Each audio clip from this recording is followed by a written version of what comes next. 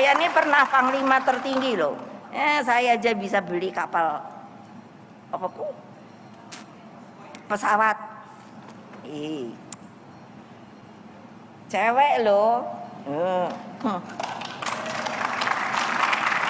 Lah mbok tiru saya dong ya. Aduh gimana sih ibu-ibu supaya menyemangati gitu loh. Saya ngelihat ibu-ibu tuh ya.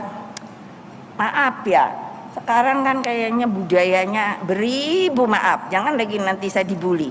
Kenapa toh seneng banget ngikut pengajian ya.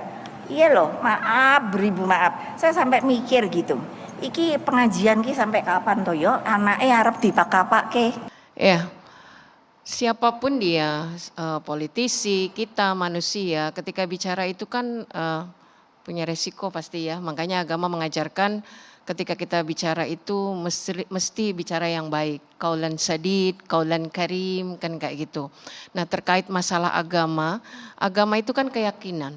Apabila kita mengarah kepada agama, bahwa agama ini adalah bagaimana kita membangun keyakinan kita dan pengabdian kita kepada Allah Subhanahu wa taala. Nah, majelis taklim sebagai alat dan media pembinaan agama di sini. Jadi kalau dihubung-hubungkan dengan hal yang sesuatu bertentangan, ini terkait masalah anak, justru majelis taklim itu adalah majelis tempat taklim itulah ilmu.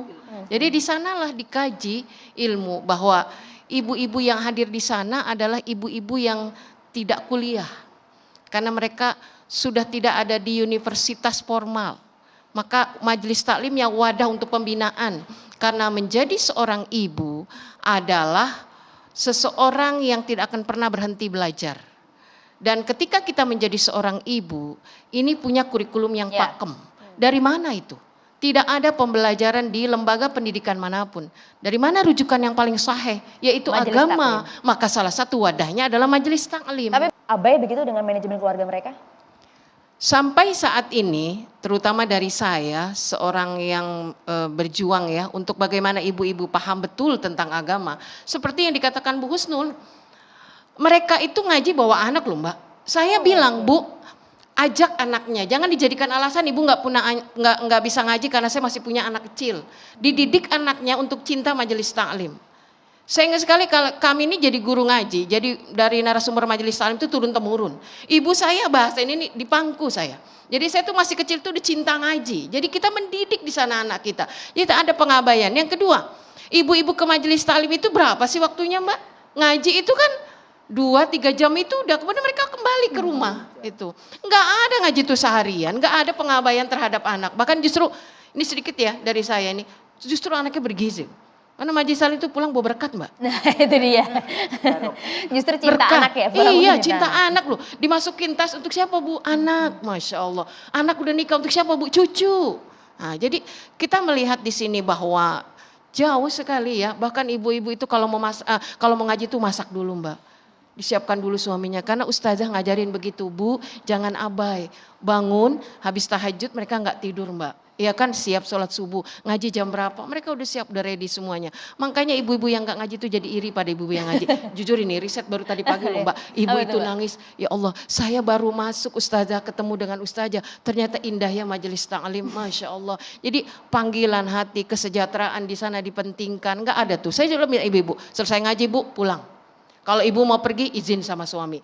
Ya, pernah ada suami nelpon saya, Ustazah belum selesai ngaji. Loh saya udah 3 tempat Pak, lu istri saya kemana ya? Oh tanya Pak kemana? Nah itulah pendidikan. Karena majelis taklim itu cukup 1-2 jam mereka ada di sana. Kecuali mau ikut sesi berikutnya, itu pun wajib pulang dulu. Maka di sinilah bagaimana kita membina ibu-ibu ini. Ibu itu madrasatul ula.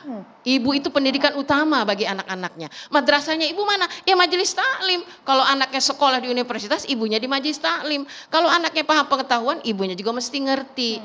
Jadi bangunan relasi tetap ada. Makanya anak semakin jauh dengan ibu, kenapa? Mama nggak nyambung diajak ngomongnya. Nah, bahkan saya Mbak di majelis taklim itu menyelenggarakan pelatihan ini kemampuan digital bagi ibu-ibu. Wow, Iya. jadi berbagai ilmu di sana. Salah satunya Iyalah, juga supaya mengenai mereka manajemen keluarga. diajarkan etika nanti kalau komen, diajarkan juga kalau gimana masuk ke akun anak. Itu kan pendidikan. Ibu-ibu nggak tahu bahwa anaknya sudah berlayar di dunia apa ya digitalnya seperti apa. Ibu-ibu masih di sini. Jadilah kita kebablasan kan kayak gitu. Manut di depan mata ibu-ibunya, tapi di luar sana ibu-ibu nggak tahu dunia digital, awam jadi gaptek. Inilah bahwa majelis taklim itu ruang yang sangat kondusif. Jadi sangat-sangat tidak relevan. Saya membaca beberapa referensi definisi dari pengajian gitu. Jadi pengajian itu sebenarnya adalah kegiatan dakwah yang menanamkan nilai-nilai dan norma-norma agama ya Mbak. Di situ para ibu-ibu justru mendapatkan ilmu pengetahuan, mendapatkan pendidikan di situ. Kalau referensi kita kan Al-Quran dan hadis ya, kita kan hidup ini nanti juga dimintai pertanggungjawaban. Dan disitulah kita menimba ilmu.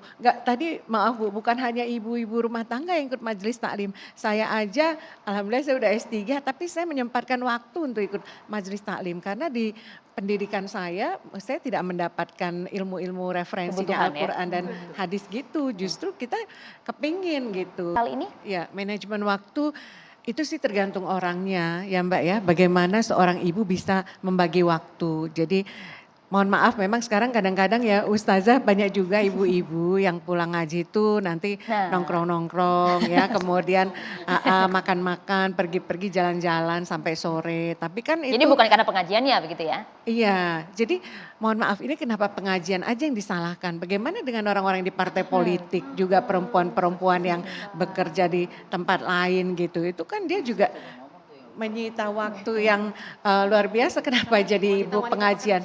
Iya, kita kan komunitas masyarakat kita kan memang bermacam-macam ya. Ada yang ibu-ibu Betul. pengajian, ada yang Iya. kenapa kok ibu yang bekerja di luar rumah yang waktunya justru tersita lebih banyak nggak disalahkan Apalagi gitu. saya- Stunting dan kekerasan Iya. seksual gitu. Justru diharapkan dengan adanya pengajian orang menjadi akhlaknya menjadi lebih baik. Menarik. Pengetahuannya, wawasannya menjadi luas, tapi referensinya adalah Al-Quran dan hadis. Maaf ini kalau Iya, agama betul, saya. betul. Anda melihat ini digoreng kok, sengaja digoreng oleh lawan politik Bu Mega gitu. Ya jangan ngasih amunisi dong kalau nggak mau digoreng. Data bebannya. This is the consequences ya. Dalam konteks Relate ya. ini jangan sampai karena ibu-ibu yang cemas, frustrasi, ada yang bunuh diri juga, membunuh anaknya juga ada, bencana alam yang luar biasa terus-menerus. Maka Oke. pergi pengajian adalah memberikan Ketenangan. ketenangan Iya. dan barokah tadi. Nah itu dia.